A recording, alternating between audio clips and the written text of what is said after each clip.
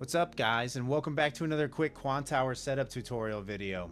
In the previous video I showed you how to load a chart, select different time frames, and add them as tabs to already existing charts. We also went over the bind feature, which allows for faster navigation through your charts. If you haven't watched the previous video yet, Mason will provide a link somewhere here on the screen. In this video, we want to expand on that last tutorial and go over a few features and indicators that I have on my charts, so you can set your charts up to appear similar to mine if you so choose. In the last video, we used RTY as an example for loading charts. I have the screen set up similar to how we had it set up in that last video, only this time I'm going to use ticker symbol MNQ, which is the micro NASDAQ futures contract. Now, one of the important indicators that I use is going to be the volume profile. In order to add volume profile, we need to pull up the volume analysis toolbar. We're going to come up here and select the little magnifying glass. So left click on the magnifying glass up here in the upper right hand corner of your chart, and the volume analysis toolbar is going to pop up down here at the bottom. The only two buttons on this tab that we're going to be concerned about for volume profile is going to be the left profile and the right profile. Now I want to load yesterday's volume profile on the left hand side of my chart. So I'm going to select the left profile here, and it's going to bring up this window. I only want to show yesterday's volume, so I'm going to deselect 15 minutes. I'm going to make sure show POC, which is point of control, is enabled, which it is, and I'm going to select enable. Now the width of this histogram is standard set to 20%. I have mine set to 10% so it doesn't take up too much of my charts. If you wish to change that, come down here to the cogwheel, left click the settings button, and in this window you're going to go to width of histogram and adjust this down to 10. You can choose whatever color you want the profile to be, but I'm just going to leave it for pink for speed on this video. Now we have yesterday's volume profile printed on our charts. The blue dotted lines that you see are going to be value area high and value area low, and the area that's highlighted in between there is 70% of the volume traded on the current session. The gold line is our point of control. Now that we have yesterday's volume profile on our charts, we want to get today's volume profile on our charts. So we're going to come down and select the right profile button on the volume analysis toolbar now, and we're going to go through a very similar process. I'm going to deselect 15 minutes. We want to make sure today is highlighted. I'm going to click enable, and the volume profile from today's price is going to show up on the right hand side of my chart. And that's it, guys. We now have yesterday's volume profile and today's volume profile on our charts. Now, another key indicator that I have on my charts for reference is floor trader pivots. In order to add the floor trader pivots in Quantower, you can either right click and select add indicator, or they have a quick access button up here in the upper left hand corner of your chart. So I'm going to left click add indicator, and in the search bar, I'm going to enter pivot points. We're going to select pivot points. I leave everything as standard, and now I'm going to close out this window. Now you can see this gray line is central pivot. The first red line will be resistance 1, the second red line will be resistance 2, and the third red line will be resistance 3. There are also corresponding price points for the exact location of each of these on the right hand price column over here. To the downside of central pivot are these blue lines. These are going to be our support lines.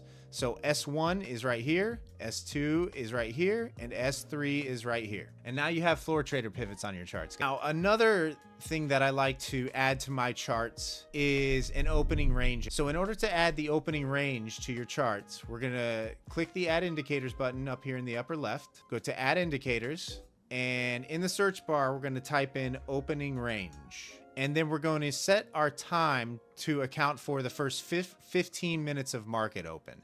For me, I'm in Eastern Standard Time, so that's going to be 9:30 a.m. The first 15 minutes would be to 9:45. So end time on the opening range, we're going to select 9:45. And then the data source, I want current day only. Now, I don't want this printing over my candles. I like this to lay behind my candles. So we're going to come down here to view and position on chart. We're going to click the drop down window, and we're going to select on chart background, and that will move this line to behind the candles. And now we have opening range on our chart. We're going to go ahead and click apply changes, and there you have it, guys. This red line and this blue line are our opening range. Now, I know a lot of you use VWAP. I don't personally use VWAP on my charts, but I will show you how to add it in this video as well. VWAP stands for volume weighted average price, for those of you that don't know. A lot of traders use it on their charts. I don't personally use it. I don't find much value in it. However, for those of you that do, let's go through that process now. If I was to add VWAP to my charts, I would add it to the 1 minute time frame. So what we're going to do is follow the same process that we used over here for the volume profile. We're going to click the magnifying glass to bring up the volume analysis toolbar down here, and we're going to come over to VWAP. I'm going to select VWAP, and in this window, we're going to go to VWAP number 1. And we're going to enable it. We're going to make sure we have the time frame set to 1, and we're going to adjust the time frame to day to include today's price. Now, I don't like the way that this looks, so I'm going to go into the settings cog wheel down here. We're going to left click the cog, and this window is going to pop up. I'm going to change the price type to open, high, low, close /4.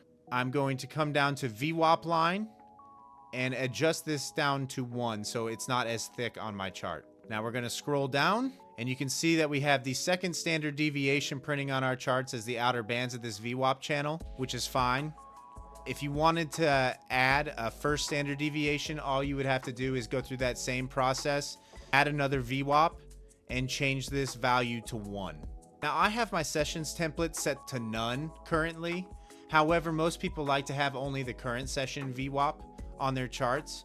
So in order to change it to only the current session, we're going to select this drop down window, and we're going to come here and select CME indexes RTH for regular trading hours. Now we're all done, guys. VWAP is on our charts. We're going to select apply changes, and there you have it. Now you may notice in this video that I have symbols or a watch list up here on the top side of my chart. This will not be loaded when you download Quantower. If you would like to add the ticker at the top of your charts, come up to the Quantower symbol, right click, and you're going to come down here to edit ticker tape. And here is where you can add the symbols that you'd like to have on your watch list. Well guys, that's pretty much everything that I include on my charts.